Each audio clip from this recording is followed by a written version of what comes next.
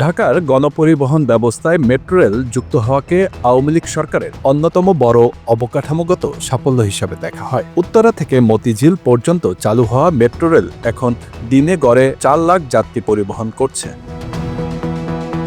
তবে বিপুল ব্যয়, উচ্চ ভাড়া এবং সীমিত রুটের কারণে মেট্রো রেলের পাশাপাশি বিকল্প পরিবহন ব্যবস্থা নিয়ে নতুন করে আলোচনা শুরু হয়েছে। এই প্রেক্ষাপটে বিএনপি ক্ষমতায় গেলে ঢাকায় মনোরেল চালুর পরিকল্পনার কথা জানিয়েছেন দলটির চেয়ারম্যান তারেক রহমান। গত 20 জানুয়ারি বনানী সোসাইটি আয়োজিত এক দোয়া মাহফিল ও মত বিনিময় সভায় তারেক রহমান জানান, মোহাম্মদপুর, বনানী সহ বিভিন্ন ঘনবসতিপূর্ণ এলাকা থেকে মনোরেলকে মেট্রো রেলের সঙ্গে যুক্ত করার চিন্তাভাবনা রয়েছে। এর আগে চট্টগ্রাম সিটি কর্পোরেশনও 3টি রুটে প্রায় 54.5 কিলোমিটার মনোরেল নির্মাণের উদ্যোগ নেয়, যেখানে সম্ভাব্য ব্যয় ধরা হয়েছে প্রায় 25,000 কোটি টাকা। নারায়ণগঞ্জেও মনোরেল নিয়ে আলোচনা শোনা যাচ্ছে।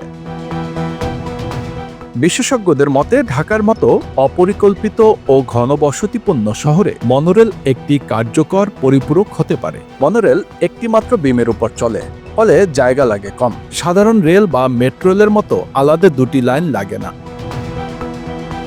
সরু রাস্তা, আঁকাবাঁকা পথ ও ঘনবসতিপূর্ণ এলাকায় এটি তুলনামূলক সহজে নির্মাণ করা যায়। মেট্রো রেলের ক্ষেত্রে যেখানে বাঁক নিতে অতিরিক্ত জায়গা ও ব্যয় প্রয়োজন হয়, মনোরেল সেখানে স্বল্প খরচে অভিযোজিত হতে পারে।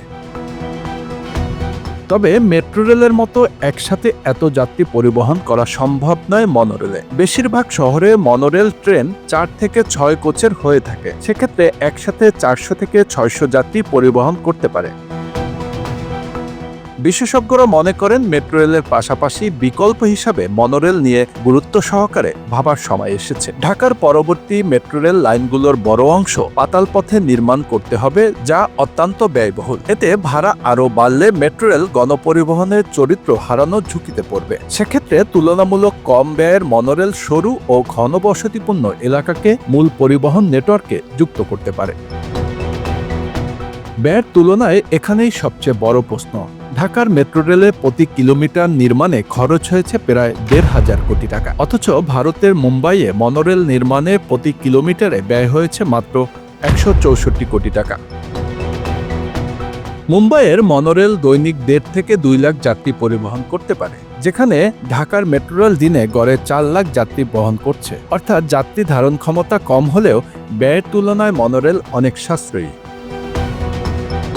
বিশ্বের অনেক বড় শহরেই মেট্রো রেল ও মনোরেল একসঙ্গে চালু রয়েছে। মালয়েশিয়ার কুয়ালালামপুর, ভারতের মুম্বাই কিংবা সংযুক্ত আরব আমিরাতের দুবাইয়ে এই বহুমাত্রিক গণপরিবহন ব্যবস্থা কার্যকরভাবে পরিচালিত হচ্ছে। তবে জাকার্তার মতো কিছু শহরে যাত্রীচাপ সামাল দিতে না পারায় মনোরেল প্রকল্প বাতিলও হয়েছে। সব মিলিয়ে বিশেষজ্ঞদের মত হলো মনোরেল কোনো বিকল্প নয়, বরং মেট্রো রেলের পরিপূরক। ঢাকার মতো শহরে যেখানে সব জায়গায় মেট্রো রেল সম্ভব নয়, সেখানে মনোরেল হতে পারে বাস্তবসম্মত ও ব্যয় সাশ্রয়ী সমাধান। Bangla affairs news desk.